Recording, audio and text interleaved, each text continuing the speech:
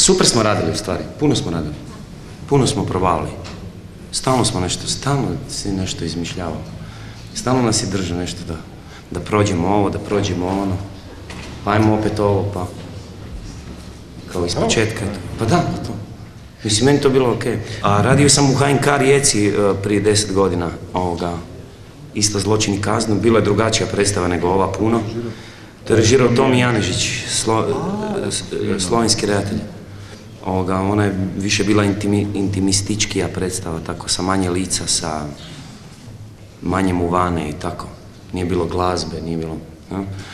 Ali pa je meni ova Zlatkova vizija ove predstave i cijela ta dramatizacija mi je došla kao, mislim što se mene tiče u odnosu na tu prijašnju predstavu, mi je došla kao neka stepenica više, kao neka još dodatna neka igračka.